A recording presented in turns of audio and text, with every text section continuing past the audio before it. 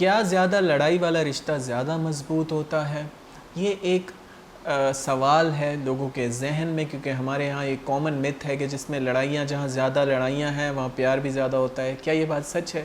اس topic پہ بات کرنے سے پہلے میں کہوں گا پلیز سبسکرائب کر دو میرے چینل کو، تاکہ آنے والی ہر ایک ویڈیو آپ کی ہیلپ کر سکے، اور اگر آپ کے کویسچنز ہوں آپ پوچھ سکتے ہیں، انسٹاگرام پہ لنک جو ہے وہ ڈسکرپشن میں۔ کیا جس ریلیشن شپ میں زیادہ لڑائیاں ہو رہی ہیں وہ زیادہ مضبوط ہے؟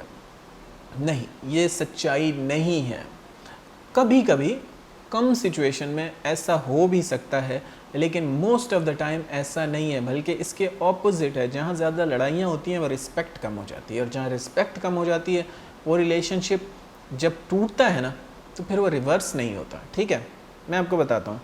اگر آپ کا ایک ایسا ریلیشن شپ ہے جو 1 سال سے چل رہا ہے پچھلے، ٹھیک ہے، اور آپ کا کبھی بریک اپ نہیں ہوا، آپ ایک دوسرے کو رسپیکٹ کرتے ہیں، لیکن آپ کی کوئی لڑائی ہو گئی، آرگیو ہو گیا کسی بات کے اوپر، اور آپ کا بریک اپ ہو گیا، تو چانسز یہ ہیں کہ آپ جلدی مان جائیں گے اور اس کو درگزر کریں گے اور ایک دوسرے کے پاس شاید واپس آ جائیں۔ چانسز زیادہ ہیں اس چیز کے، ایز کمپیئر ٹو کہ ایسا ریلیشن جس میں آپ ہر ہفتے لڑتے ہیں اور 2 دن بات نہیں کرتے، اور پھر آپ ایک نہ ایک کوئی منا لیتا ہے۔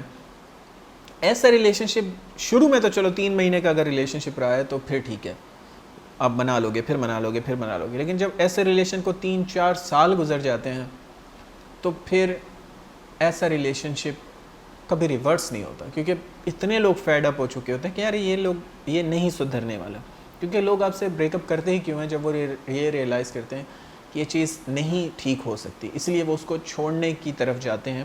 یہ بہت مشکل ڈیسیجن ہوتا ہے، کیونکہ ایک دوسرے کو لت لگی ہوتی ہے بات کرنے کی، شیئر کرنے کی، سب کچھ، لیکن پھر بھی لوگ ڈیسیجن لیتے ہیں کیونکہ ان کو لگتا ہے اس سے وہ بہتر ڈھونڈ سکتے ہیں، یا اس سے، یا ایٹ لیسٹ کسی سے ریلیشن شپ میں وہ نہ بھی جائیں تو ایٹ لیسٹ سکون میں ہوں گے، وہ اس سے بہتر ہی سچویشن ہوگی، کیونکہ ہسبینڈ وائف 24 گھنٹے لڑ رہے ہیں۔ تو کہنے کا مقصد یہ ہے کہ جہاں کم فائٹ ہوگی وہاں رسپیکٹ زیادہ ہوگی، اور جہاں رسپیکٹ زیادہ ہوگی وہ ریلیشن شپ لانگ چلے گا۔ جس میں زیادہ لڑائیاں ہوں گی وہ نہیں لانگ چلے گا۔ پتہ نہیں کیوں یہ مت ہمارے یہاں پرانے دور سے پھیلی ہوئی ہے کہ جہاں لڑائیاں زیادہ ہیں وہاں پیار بھی زیادہ ہوتا ہے۔ ایسا کچھ بھی نہیں ہے، نہیں، ایسا کبھی بھی سچائی نہیں ہے۔ بھی شاید خون کے رشتوں میں یہ بات سچ ہو سکتی ہے، بہن بھائی بچپن میں لڑتے تھے ہم اور یہ اور وہ، بٹ ایسے ریلیشن شپ میں جس میں کوئی خون کا رشتہ نہ ہو وہاں پہ ایسا نہیں ہوتا۔ حضرت علی کا ایک قول ہے جس میں انہوں نے کہا تھا کہ دوست ہیرے کی طرح ہے اور بھائی سونے کی طرح ہے۔ تو کسی نے پوچھا کہ آپ نے دوست کو ہیرا کہا ہے اور بھائی کو جو کہ خون کا رشتہ ہے اسے سونا کہا ہے؟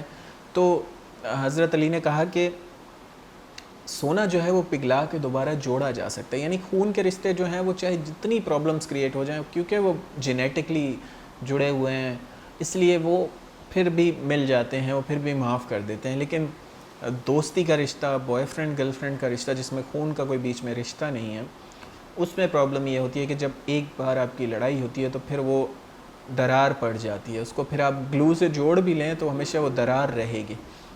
ریلیشن شپ ایک دھاگے کی طرح ہے کہ اس کو جب توڑا اس میں آپ گٹھان دوبارہ باندھ دیں گے لیکن پھر بھی وہ گٹھان نظر آئے گی۔ تو اس لیے کہنے کا مقصد یہ ہے کہ کوشش کریں کہ کم لڑائیاں کریں۔ لڑائیاں کیوں ہوتی ہیں؟ لڑائیاں اس لیے ہوتی ہیں جب انسان کو لگتا ہے کہ میرا اوپینین ہی حرف آخر ہے، بس جو میں کہہ رہا ہوں وہ پرفیکٹ ہے، وہ بھی نہیں سمجھ رہے اور آپ بھی نہیں سمجھ رہے، دونوں طرف کی یہ غلطی ہوتی ہے۔ تو کہنے کا مقصد یہ ہے کہ تھوڑا درگزر کرنا سیکھیں۔ آج کل کے دور میں لوگوں کے اندر نا برداشت بہت کم ہے، کیونکہ اویلیبلٹی زیادہ ہے، یہ نہیں تو اور صحیح۔ اس لیے کہنے کا مقصد یہ ہے کہ ان کو اسپیس دیں، ڈونٹ سے بیڈ ورڈس، ٹھیک ہے؟ اکثر لوگ تانے مارتے ہیں، لڑائی کرتے ہیں، گالیاں دیتے ہیں، نہیں، خاموش ہو جانا بہتر ہے۔ خاموش ہو جانے سے لوگوں کو اپنی غلطی کا احساس ہو جاتا ہے۔ آپ کو ہر بات کہنے کی نہیں ہوتی، ہر بات پہ ثابت نہیں کرنا، آپ کو ڈیبیٹ نہیں چل رہی یہاں پہ کہ پوائنٹ اسکورنگ کرنی ہے آپ کو۔ کبھی کبھی ان کی غلطی ہوتی ہے لیکن لازمی نہیں کہ آپ ان کو بتائیں کہ ہاں تمہاری بھی تو غلطی تھی۔ آپ خاموش ہو جائیں، کوشش کریں وہاں سے اٹھ جائیں، یا 1-2 دن ان سے بات نہ کریں۔